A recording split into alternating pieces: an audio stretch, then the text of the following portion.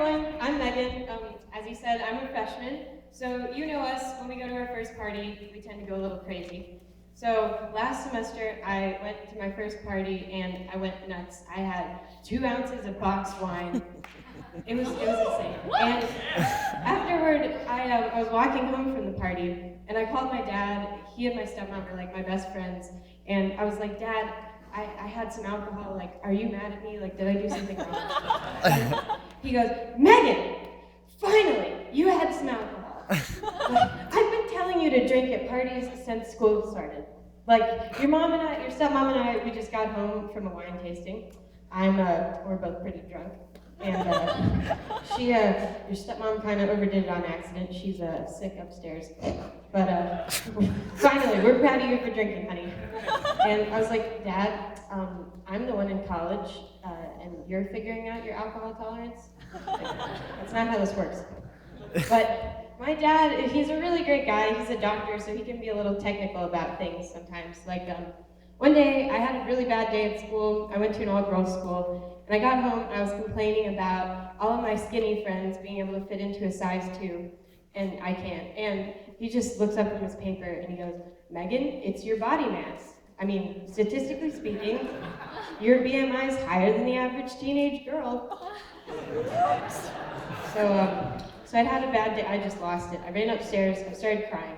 And he comes up. He's trying to comfort me. He's like, Megan, what did I do wrong? I don't understand. I'm like, Dad, you called your teenage daughter fat. And he goes, you're not fat. You're just statistically overweight. I was like, that didn't help. Just go. So he goes down the stairs, and halfway down, he turns up and yells back at me, by the way, we're having milkshakes if you want one. And I'm like, that's not gonna help my BMI. So speaking of being back home, I'm Catholic. I'm from the Bible Belt, Tennessee. So we go to church on Sundays, and after you leave church, the priest shakes your hand, and he would shake everyone's hand except my stepsister, who I love. And instead of shaking her hand, he would legitimately slap her on the head, and we never knew why. It wasn't a little pat; it was like a smack. So it's true what they say about the South. They really hit you over the head with religion.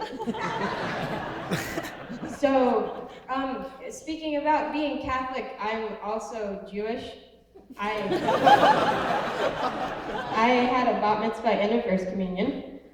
So I've either got all my bases covered or I'm going to hell twice. So, when you have a bat mitzvah, you pick a ceremonial name in Hebrew from the Torah, and I picked my new name, Margalit Panini.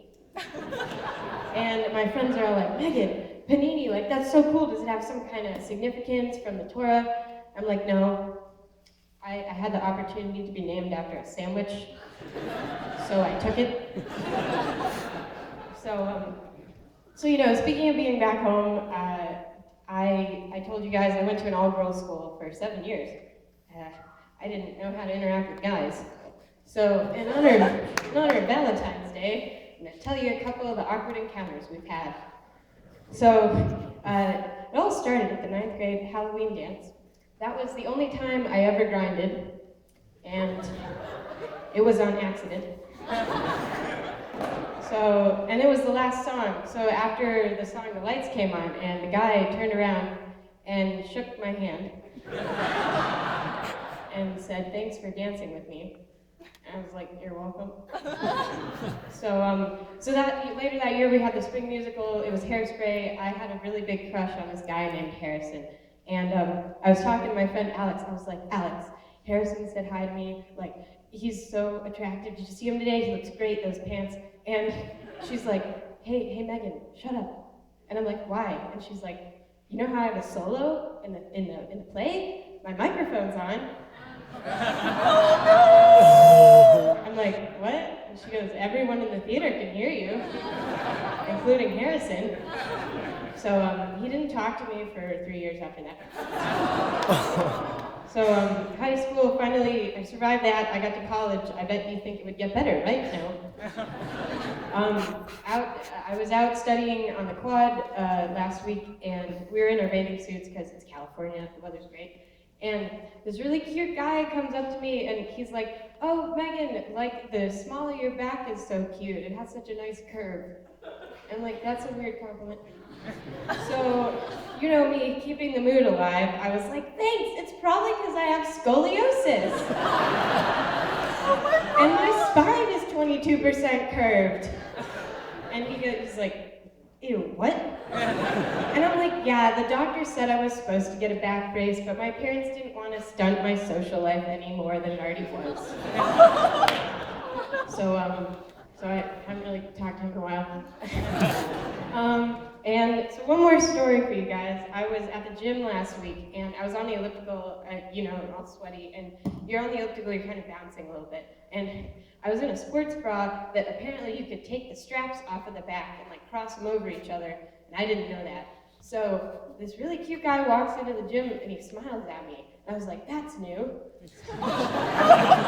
So just as he smiles at me, this strap from my bra comes flying off, smacks me in the face, and lands in front of my shirt. So I'm like on the elliptical and I'm like lopsided, and he just kind of like grimaces and like turns away, and you know, I'm sweaty, and I was like, wow, he was so hot my underwear took itself off.